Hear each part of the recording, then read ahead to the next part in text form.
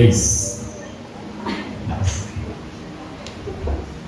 Okay, sound check. Grace. Hello.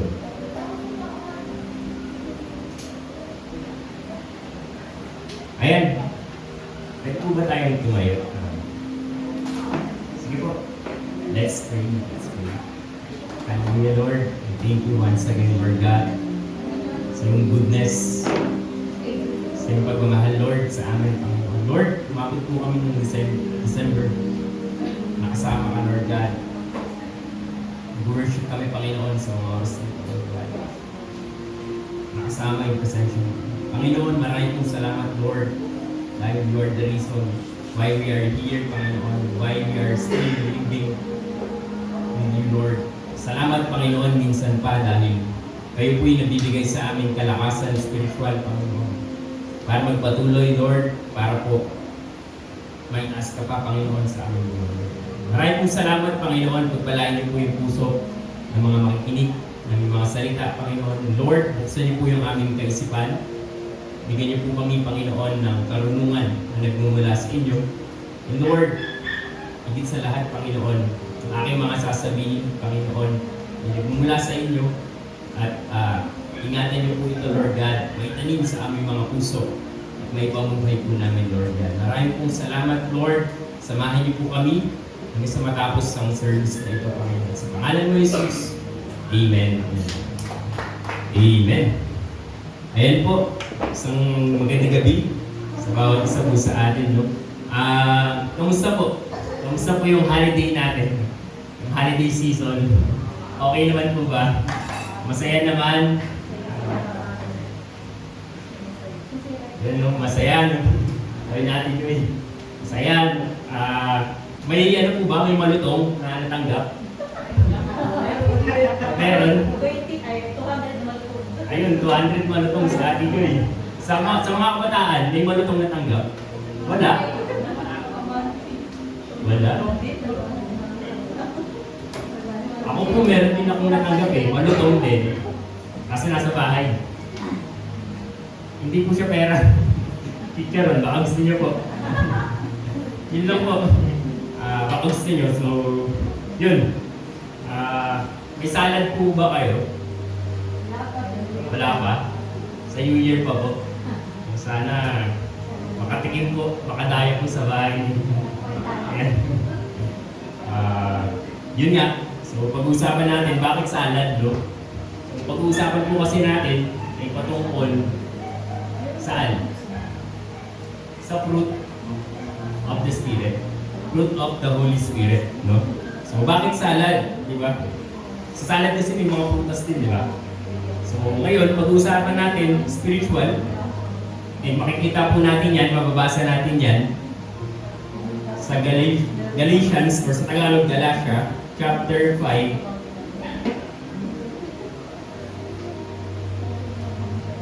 Ayan, verses 22 to 24.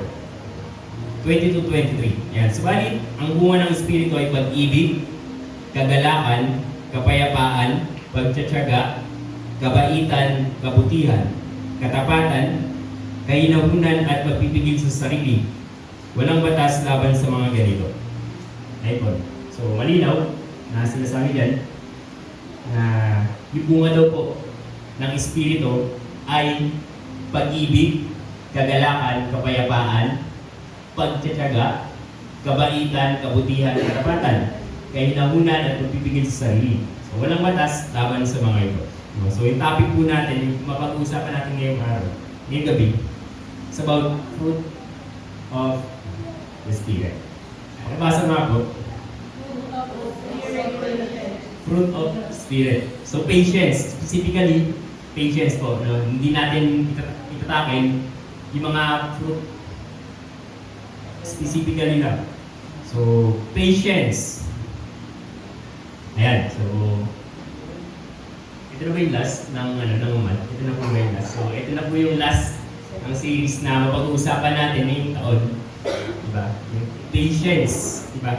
Sa Tagalog translation, pagtitiis, pagtsatsaga, diba? Pagpapasensya. No? So, kung ano pa man dyan, pare-pareho lang po yung gustong meaning gustong palabasin na meaning ng patience, no? So, patience does not come naturally to anyone. So, nung pagkapanganak po natin, hindi naman agad-agad meron ka ng patience eh. Meron ka na agad pag-ibig. Alam mo yun, yung 1 year old ka pa lang, ay mahal ko na to. Ay patatawarin ko na to. Ganun po ba? Di ba hindi po? So, ang meron po tayo, nung pinanganak tayo, diba, nung pinanganak tayo, physically, in flesh, diba, namana natin is, sabi sa Bible, yung kasalanan. So, namana po natin lahat, diba, ng kasalanan sa buhay natin, no? So, wala pa tayong kamuang-muang, meron na agad sin, diba? And, ibig sabihin, yun nga, pinanganak tayo, hindi tayo agad marunong na magtiis, hindi tayo marunong agad na magtiyaga, diba, magpasensya sa kapwa natin. So, hindi ibig sabihin na magaling na agad tayo, diba, sa bagay na yun. And kapalit ka rin po nun, yun nga, yung kasalanan, yung namana natin. Hindi yung good thing, hindi yung mabubuting character.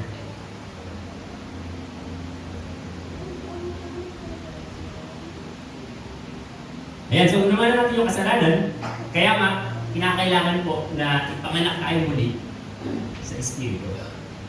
So, kung mababasa po natin yan sa dyan, ito po yung conversation nila Nicodemus and ni Jesus Christ. So, paano daw ba makapasok sa kaharian ng Diyos, diba? Kaharian ng langit. Sabi ni Jesus, sa madaling salita, kailangan mo ma-born again. Kailangan mong ipanganak muli sa Espiritu. Pero hindi na-guess ni Nicodemo yun eh. Literal. Diba? Sabi niya, babalik ba ako sa sinapupunan ng nanay? Diba? Literal yung pagkakaunawa niya. Pero ang tinutukoy po doon, diba? Mabaptize ka in water, then mapanganak ka, diba? Spiritual. So, in John 3 verse 5 to 8, mababasa niyo po yan. At syempre, kapag pinanganak ka na, spiritual, di ba? Meron po yung bunga. Ano po yun? Binabasa natin kanina. Pakiflash nga po. Ayan. Hindi yan. Ayan. Ayan, yan. Subalit ang bunga ng spirito ay pag-ibig. Yan, di ba? Kagalakan, kapayapaan, so pagtsatsaga. Yun nga po, yung bunga ng Espiritu sa buhay natin, di ba? When we are converted, na-baptize tayo, di ba? Naging Kristiyano tayo, yan na po yung bunga sa atin. So, next. Yun nga po, in a world full of instant, we must be patient. So, sa mundo ngayon, talagang usong-uso yung instant. Relate po ba? Sa sobrang high-tech na ng technology, lahat napapagaan. Diba? Ultimo pag-search natin, dati, sino dito pupunta ng library? Hello. Ayun, mga nasa likod, mga live, ano yan? Library. So, dati, nag-search tayo dun sa library. Pumipila tayo pagkahaba-haba. Pero ngayon, easy na lang eh. Diba? Search mo na lang, papaload ka na lang sa phone mo, search mo na lang, mabilis na. Makukuha mo na agad yung meaning na gusto mong i-search. Diba? Ganun kabilis, instant. Sa mga pagkain din, may mga instant na. Diba? Instant ramen. Diba? Kung ayaw kasi matrabaho yung gabi. Kung ayaw mo ng trabaho, bumili ka na lang ng instant. Diba? Lagyan mo na ng init na tubig. So, di ba? Yung example ng instant food. So, next, instant relationship. Di ba? Sa mga kabataan, gusto lagi ng relationship. Diba? Gusto instant makapasok ng relationship. No? Minamadali yung relationship kahit bata pa. Pumapasok agad kahit hindi pa naman talaga alam yung meaning ng pag-ibig. No? So, nagkakamali. Nabuntis. Yun yung bunga. No? Hindi pa kasi season. So ano ba? Instant job. Gusto Gusto natin matanggap agad tayo sa trabaho. Diba? Gusto natin pag-apply natin, kuha ka agad. Ayaw natin naghihintay, ayaw natin pumipila. Diba? Totoo na ginagawa tayong impatient ng mundo. Relate po ba? Totoo na ninanakaw yung identity natin na dapat may patience. Ganito ka pinarate ng Lord eh. So, tinuturuan tayo ng mundo na maging impatient. Maging mainipin, diba? Mag-work agad. Diba? So, tingnan mo nga yung katabi mo. Yan yung itsura na gusto nang umuwi. Gusto na matapos. May bribe yung sama na. Alam ko po, nagigets ko po kayo, no? So, pero i-apply po natin yung patience sa buhay natin, diba? So, most of us still confused tayo sa mga bagay na dapat, saan ba ginagamit yung patience? Diba? Saan ba nagmula yung patience? Meron ba ako nun? Natanong mo na ba yung sarili mo, meron ba akong patience? Meron ba akong ganitong character? No? For us human, normal lang naman po yun na wala kang patience. Wala kang pagtitiis, pagtitiyaga. Kasi nga, pinanganak tayo na wala pa naman talaga. Wala tayong dinala sa mundo, kundi namana pa natin kasalanan. So, grabe naman yun, no? Kaya nga, ano ba ang patience? Saan ba ito nagmula? Likas ba ito sa ating mga tao? Talagang pagkapanganak sa'yo, meron ka na. Katulad nga sinasabi ko kanina. But, we are blessed because we will study. Ito nga, yung patience. No? At marireceive natin yung gift from the Spirit of God. So, ano ba yun? Specifically, yung patience. So, meron lamang po akong ilang katotohanan patungkol po sa patience. Pero napakarami po ng truth na to. Pinili ko na lamang po yung talagang best, diba? Para sa atin. So, the Bible's truth about patience. Number 1, fruit of the Spirit. So, yung patience daw po ay fruit ng Spirit. So, Galatians 5:22. Subalit ang bunga ng Espiritu, yun na fruit of the Spirit. So, bunga yun ng banal na Espiritu sa atin. Diba? Nung pinanganak tayo sa Espiritu Santo, meron yung bunga. Merong gift si Lord sa atin. Hindi natatapos na nabaptize ka lang, tapos wala na, Kristiyano ka na agad. Diba? Kasi merong bunga, merong nakikita sa atin. No? So, ano ba? Pangalawa, it is received and not achieved. So, ano nga po ulit? Pakiulit. Ayun. It is not received.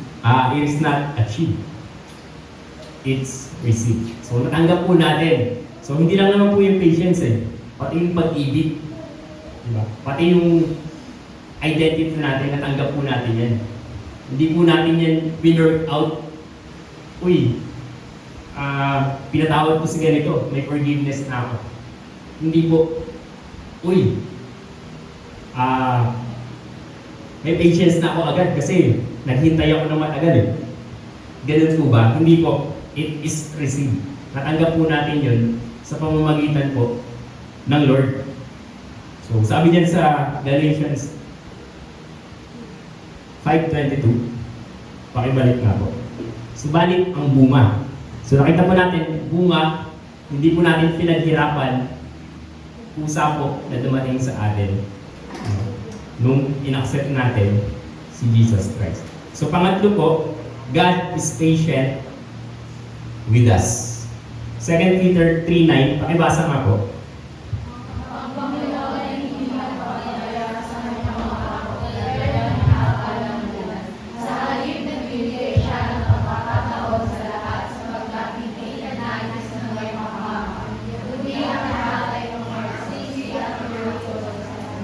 Ayan, so malinaw naman na ang Diyos po ay mapagpasensya sa atin. Mapagtiis, mapagpasensya kasi Imagine, nakaabot tayo ng December na, alam mo yun, may mga pagkukulang, may mga flaws, impurities. Pero si Lord still, sabi diyan, kundi ang lahat ay makapagsisi at tumalikod sa kasalanan. Gusto pa rin ng Lord na patawarin tayo. Gusto pa rin yan na tumalikod tayo sa pagkakasala. So, kaya hindi pa nangyayari yung mga bagay na mangyayari sa future, no? So, Jesus exercised patience on earth. So, wala nang ibang role model kundi si Jesus Christ, no? Pinakita niya yun dito sa atin. No? So, some of us, ganito ang thinking. Bakit ang tagal bumalik kay Jesus? Sawan-sawa na ako. Ang tagal. Ang hirap kong suffer. Ang hirap sumunod sa Lord. Gusto ko naman bumalik siya.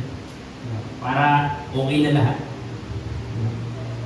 Hindi na ako makaranas ng suffering. Pero alam niyo po, suffering kasama po talaga yun sa lakad natin in Christianity. So, pang-apat, patience must be earned. So, dapat sinusuot po. Diba? Sabi dyan, verse 12, kaya nga, dahil kayo hinirang ng Diyos, minamahal niya at pinili para sa Kanya, dapat kayong maging mahabagin, mabait, mapagpakumbaba, mahinahon, at mapagtiis. So, in other version po, in English, sabi ng clothe yourself. So, isuot yung alin po, yung patience. Diba?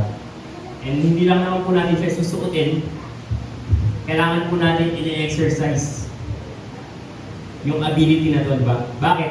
Kasi makaka-encounter tayo ng mga taong mahirap pakisamahan. Ako, mahirap ako. Kayo, mahirap kayo pakisamahan. So lahat tayo mahirap pakisamahan, diba? Pero si Lord nagtiis sa atin. Diba? So ano po yung dapat natin gawin? Mag-tiis din po tayo. Pagpasensyaan din po natin yung mga Lord, and even yung mga unbeliever. No? Kasama po sila, hindi lang yung mga kaibigan natin, diba? Yung tropa mo, yung close mo, hindi lang yun. Diba? Lahat po ng tao sa mundo. No? So, kasi lahat yun minamahal ng Lord. So, yun nga, we will encounter difficult people. Why? Why kailangan ng patience? Kasi nga, magkakaiba tayo ng kultura eh. Magkakaiba tayo ng kinalakihan. Magkakaiba tayo ng paniniwala. Saan po ba tayo nagkakasundo? Tingin niyo po kaya, saan po tayo nagkakasundo? Sinabi po dito sa sa Malayang Pilipino. Sabi doon, nagkakasundo lang tayo dahil sa pangalan nila. Only in Jesus. So, kailangan po natin ng patience. Diba? So, in Colossians 3:12 to 14, yun nga po, mababasa niyo yun. And ano pa? Love is patient, di ba? Meron kang pag-ibig sa kapwa mo, titiisin mo yan. Pagpapasensyahan mo yan, pagtsatsagaan mo yan, kahit na sobrang, alam mo yun, konti na lang, sasapakin ko natin. Konti na lang, sasambol mo tayo natin. Di ba? So, we should be able to exercise patience toward all our neighbors. So, neighbors, diba? Kapatiran natin, kapatid, di ba? Spiritually. Just like Jesus did. So, meron tayong reference. Sino yun? Si Jesus Christ. We should be patient and gentle with one another. So, last, pakibasa po.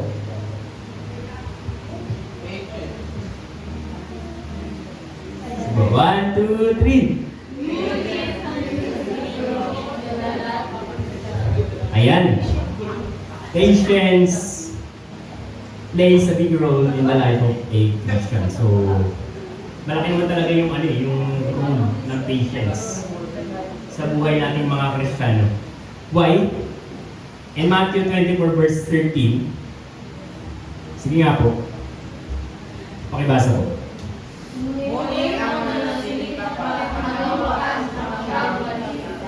Ayan. So, ano sabi? Ngunit ang mananatiling tapat hanggang wakas ay mali. Ang siyang maliligtas. And so, malaki yung role di ba, ng patience in our Christian life, no? So, in context po ng Matthew 24, ito po yung pagbabalik ng Lord. Diba? Nagbigay siya ng mga signs and wonders na magaganap in the future. So sabi doon may mga digmaan, diba? May mga signs sa langit. Diba? Narinig na natin yun, di ba? May mga digmaan. And malapit na talaga. So konting dirian na lang sa West Philippine Sea. Magigera na ulit. Diba? Magiging battleground na naman yung Philippines. Sabi nga ng comment dun sa Facebook. Ready na daw siya gamitin yung skills niya sa COD. Grabe naman yun. So, in real life. So, nakakatawa pero dapat meron po tayong patience, no? Sa paghihintay natin sa Panginoon. And truly, we are in the last days. Nasa last days na po tayo. So, dapat hindi po tayo pa steppings lang sa mga ginagawa po natin, no? So now, nalaman na natin yung mga katotohanan tungkol po sa patience, di ba? Hindi po natatapos doon. Na alam lang natin. So we have to exercise it. So next. Next po. Ayan. To be exercised in or gamitin saan? Una, running the race set before us. So in Hebrews 12:1, pakibasa nga po, hindi ko po kasi nilagay dyan. Hebrews 12:1, Hebreo.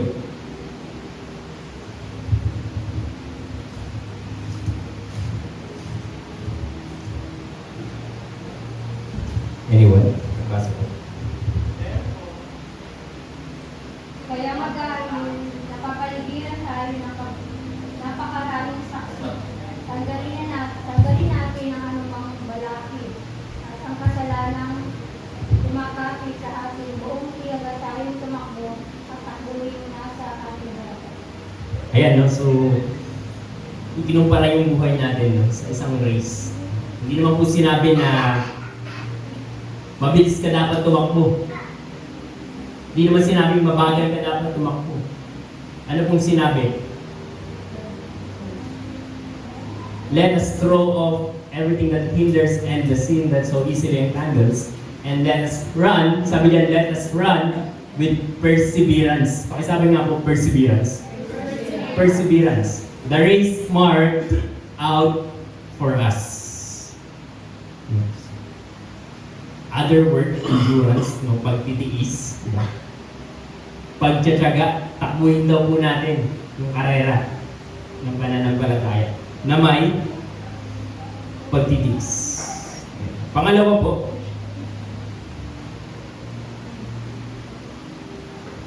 to be exercised in waiting for Christ. So, Thessalonians 3, verse 5, sabi dyan, sige nga po, 1 Thessalonians po ata.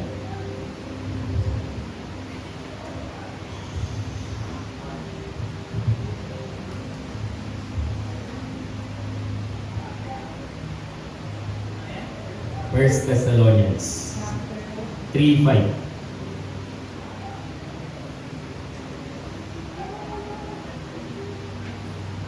Ayan, sabi diyan, for this reason, when I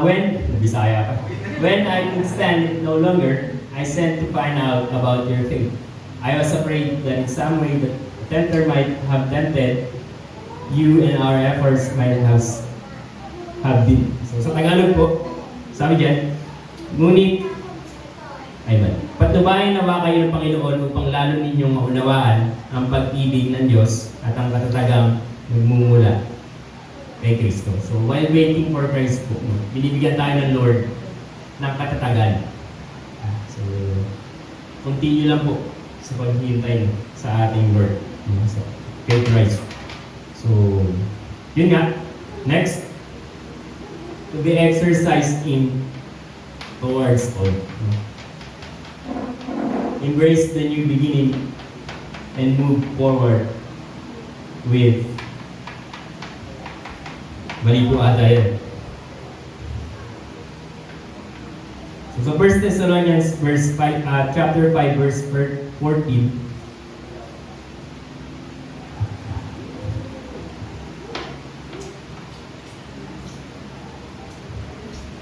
Ayan, sabi dito, mga kapatid, pinapakiusap din namin sa inyong pagsabihan ng mga tamad, pasiglahin ng ang mahihinang loob at kalingain ng mga mahihina. Maging masyaga kayo sa kanilang lahat. So, sabi ko nga kanina, hindi lang naman ito tungkol sa friends natin, sa mga close natin. Pati rin sa mga, sabi diyan, sa mga tamad, pasiglahin ang mga mahihinang loob at kalingain ang mga mahihina. Maging matyaga kayo sa kanila. So, kailangan po natin i-exercise ang ating patience sa mga katulad ng ganito pong tao. So, sa ating pagtitiis, dapat may kasamang, hindi ko na po nalagay dyan. So, kasama daw po yung godliness.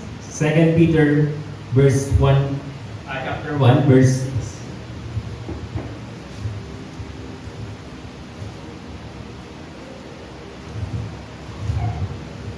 Verse 2 Peter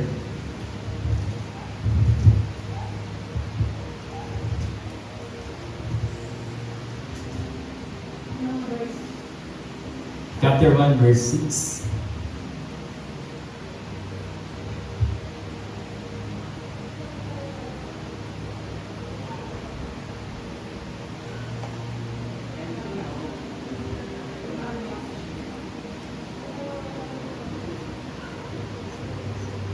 Ayan, sabi yan, and to knowledge, self-control, and to self-control, perseverance, and to perseverance, godliness. So, sa Tagalog po, sabi yan, subalit ang humingi ay dapat magtiwala sa Diyos at huwag mag-alinlangan sapagkat ay hindi.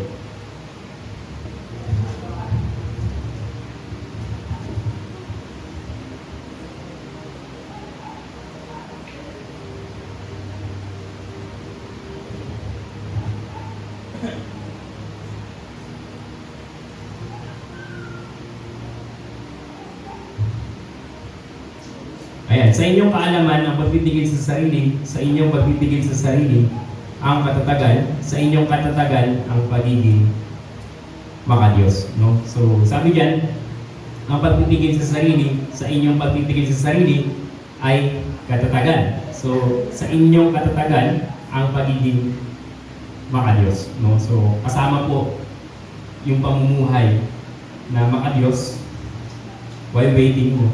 So, pangalawa po, faith in 2 Thessalonians chapter 1 verse 4. Sige nga po, pakibasa sa Tagalog. 2 Thessalonians or Thessalonica chapter 1 verse 4.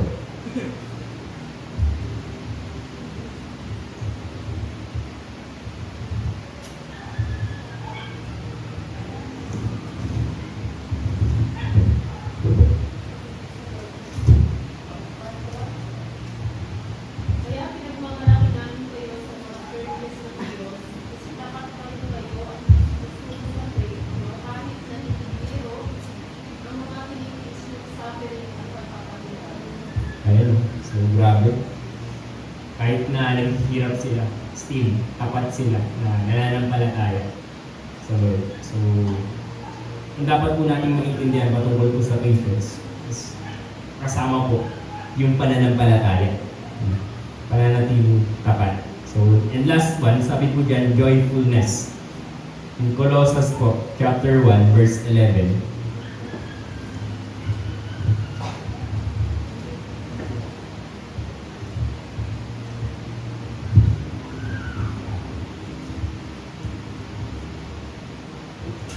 Ayan, sabi dyan, dinadalangin din namin namin patatagin niya kayo sa tulong ng kanyang dakilang makapangyarihan upang inyong matiis na masaya at may pagtsatsaga ang lahat ng bagay. So, included pala na joyful dapat tayo sa lahat ng pagsubok, sa lahat ng sufferings. No? Patatatagin tayo ng Lord sa bagay na yun. Sabi dyan, matiis na masaya at may pagtsatsaga lahat ng bagay. So, in Galatians 5, balik po tayo dun sa Hindi ko na po nasama yun.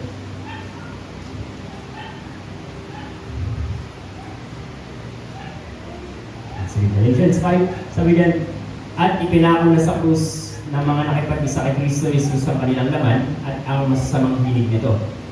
Kung binigyan tayo ng buhay ng Espiritu, mamuhay rin tayo ayon sa Espiritu. Huwag tayong maging palalo, huwag natin galitin ng isa't isa, at huwag rin tayo mainggit sa isa't isa. So, malino naman po, sinabi po sa verse 25, kung binigyan tayo ng buhay ng Espiritu, mamuhay rin tayo ayon sa Espiritu. Ang tinutukoy po kasi dito, yung dalawang bagay, yung makalaman at spiritual. So, ang tinutukoy po dyan, na dapat, binigyan na tayo ng buhay, dapat pinapumuhay po natin yung spiritual na bagay po na yun. So, mamuhay rin tayo ayon sa Espiritu. So, specifically, ano ba yung binigay sa atin ng banal na Espiritu? Yung pagtitiis, yung patience. So, ipamuhay po natin yun. Dapat po makikita sa buhay natin yung bagay na yun. Hindi lang naman yung patience. Lahat po na included sa verse na yun. No? So, for the last, sabi ko dyan, patience is important. It is a fruit of the Holy Spirit. And like any other fruit, it must be seen in our lives. So, mahalaga po yung patience sa ating buhay.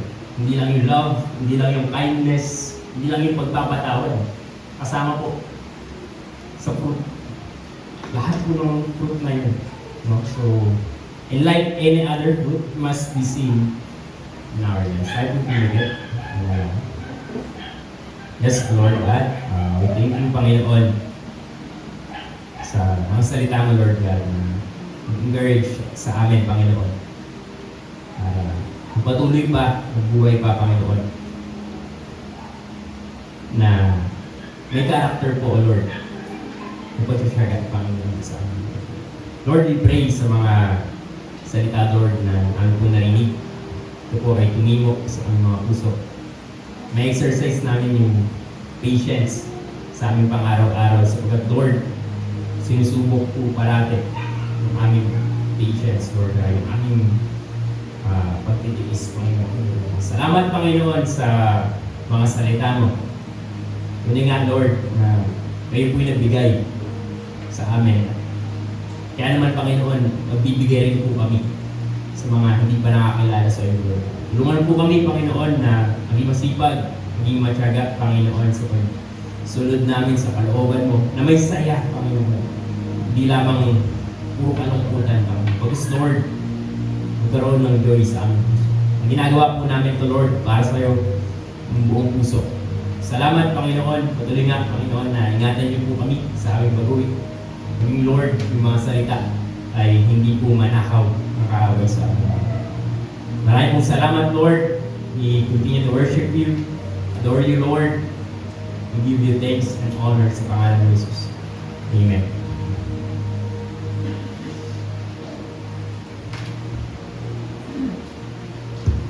Also, meron tayo sa announcement po.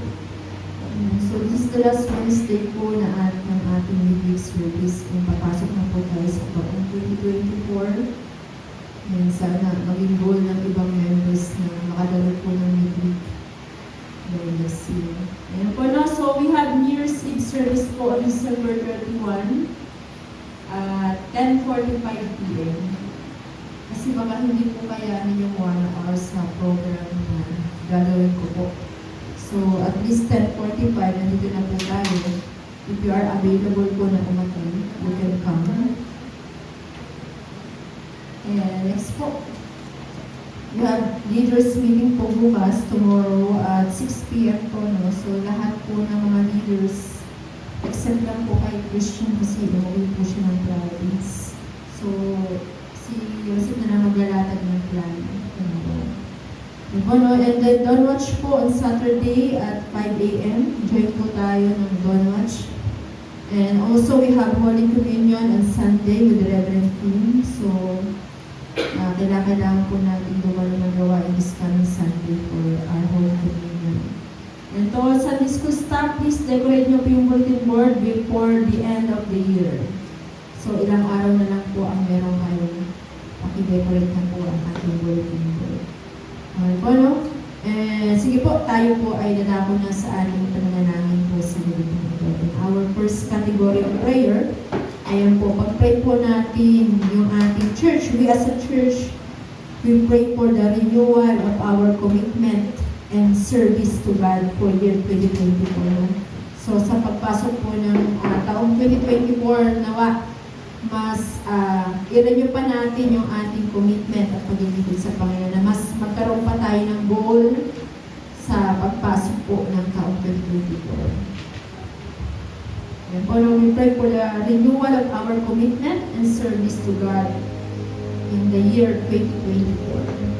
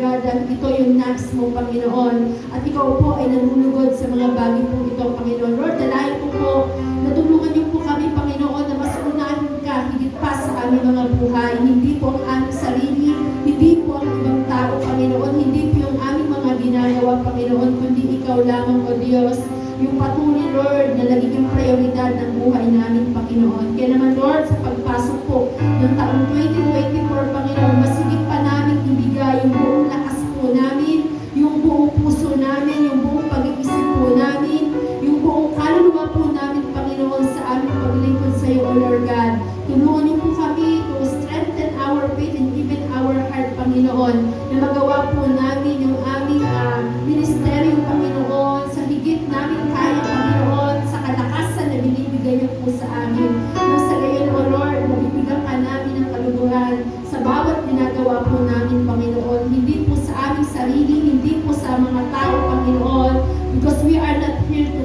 kailangan, but we are here to please God na aming pinaglilingkuran, O Lord. Panginoon, minsan na po kaming nangako sa iyo, Panginoon.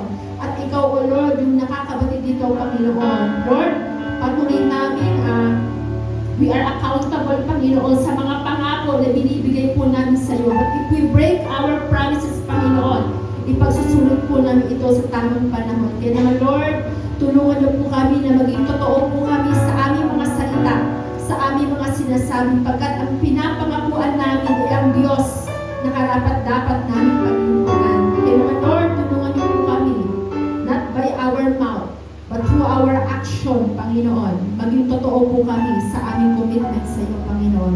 Maging genuine, Panginoon, yung aming commitment na binibigay po namin sa iyo, O Diyos. Dahil ito po ay yung hahatulan, Panginoon. Kami po ay accountable, Panginoon, sa bawat sinasabi po namin sa iyong harapan. Purihin ka, Lord God, sa gabi po ito at hinain ka. And this is our prayer in Jesus' name. Amen and amen and amen. And by this time po, patuloy po natin ipapanalangin yung ating mga kapatiran na sa pagpasok po ng taong 2024, we will pray for the blessing, for a prosperous life sa buhay po ng bawat pamilya, at patuloy na ang pagpapala po ng Diyos ay ibuhos sa bawat tahanan, maging sa ating pamilya, maging sa mga kapatiran.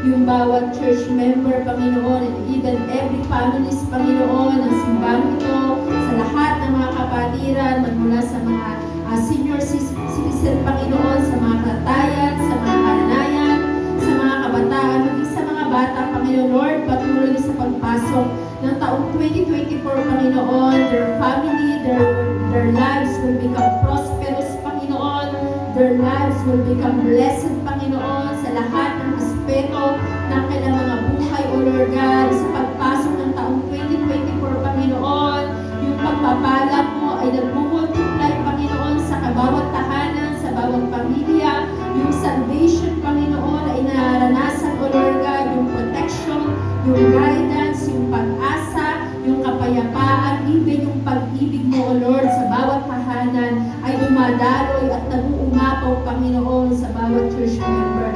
Dalangin ko po, Panginoon, na sa pamamagitan ng iyong biyaya, O Lord, makita po nila na ikaw yung Diyos na kailanman ay hindi po nagpapabaya sa iyong mga anak.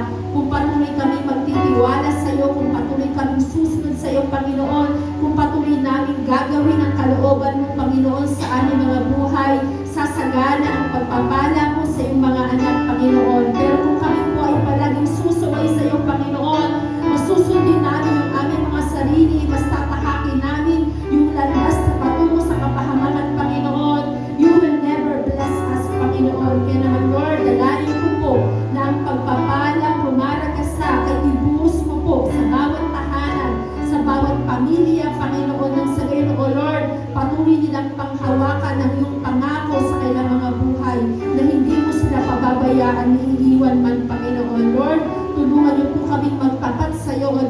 alam po namin, Panginoon, na kung kapoy patuloy na susunod sa O Lord God, ang pagpapala ang siyang hahabol sa amin, Panginoon. Ang pagpapala mo, Panginoon, ang siyang susunod sa amin all the days of our lives. Kaya naman, Lord, patuloy na dalayan ko po na ang bawat pamilya ay sama-samang maglilingkod sa iyo, Panginoon. Ang bawat kapatiran, ang bawat church member, Panginoon, ay patuloy na susunod sa iyong kalooban, O Diyos. Patuloy namin susundin ang nais mo sa buhay po namin. Ang sa gayon, O Lord, ang pagpapala mo, ang masaganang pagpapala mo, Panginoon, ang siyang palagi po namin naranasan sa bawat araw po ng aming buhay. At lagi kaming binubukalan ng pagpapasalamat dahil naranasan po namin yung biyaya mo sa bawat sandali po. Purihin ka, Panginoon, sa aming mga buhay. Dakila ka. And this is our prayer in Jesus' name. Amen and amen and amen. And the last category po ng ating panalangin, let's pray na patuloy na pagbungahin tayo ng banal na spirito ng patience at ma-practice po natin ito sa bawat araw ng ating buhay. Ano man yung ating ma-encounter, ano man yung mga challenges na kakaharapin po namin o sino man yung mga taong ilalagay sa atin ng Panginoon. We practice one of the fruit of the Spirit, and that is patience.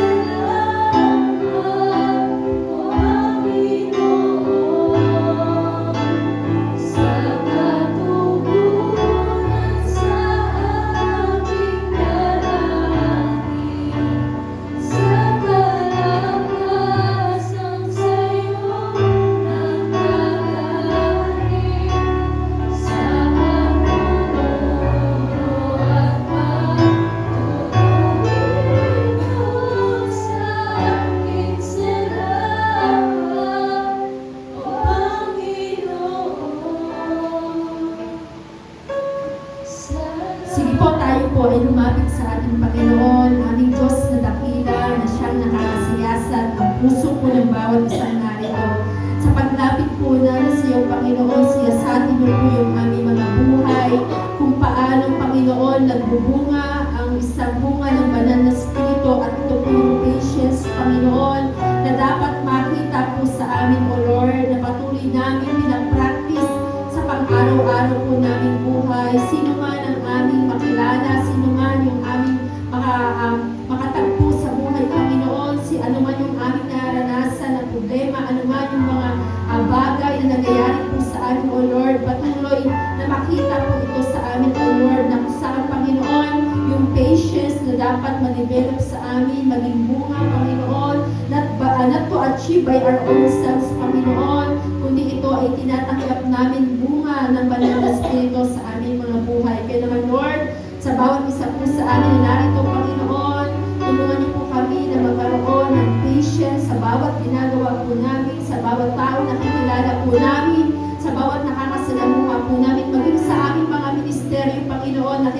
pangangailangan, sa bawat ginagawa po namin, Panginoon, sa ubasan ito, Lord God, sa simbang ito, Panginoon, even, Lord, hanggang sa iyong muling pagbabalik, O Diyos, tulungan niyo po kami na maging patience, Panginoon, at habang kami pinaghihintay sa iyong muling pagbabalik, ginagawa po namin ang aming ministry, Panginoon, na naaayon sa iyong kalooban, at patuloy, Lord, na ikaw yung Diyos na siyang nakikilala po namin ang lubos, Panginoon, sa aming mga buhay. Lord, maraming salamat sa banal na Espiritu na siyang nananahan po sa amin dahil kung wala ang banal na Espiritu, Panginoon, hindi po kami magkakaroon ng patience, Panginoon, sa mga taong nakakasama po namin. Dahil dito tinuturuan mo kami, Panginoon, kung paano kami magtitiis, kung paano kami magtsatsaga, kung paano kami magpapatuloy sa aming pananampalataya. At hindi po kami susuko, Panginoon, gaano man kahirap yung aming danasin sa buhay po ito. Dahil alam po namin, Panginoon, na lagi kang nariyan at sinasamahan niyo po yung bawat isa. Maraming salamat, Panginoon, sa iyo po ito. So, iniimbitahan ko po ang bawat isa na tayo po tumayo. At minsan pa natin awitan ang ating Panginoon sa gabi po ito.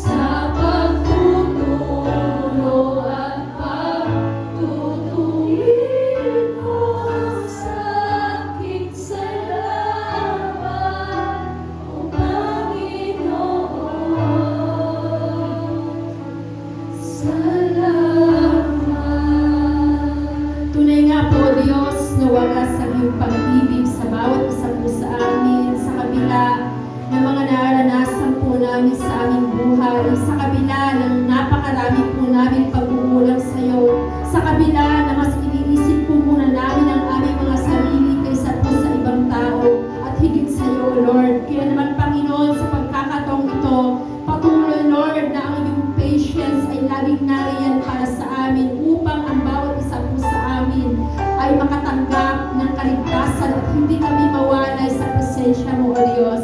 Kaya naman, Lord, sa gabi po ito, Panginoon, patuloy na ang banal na Espiritu ang siyang maghari sa buhay po namin, at patuloy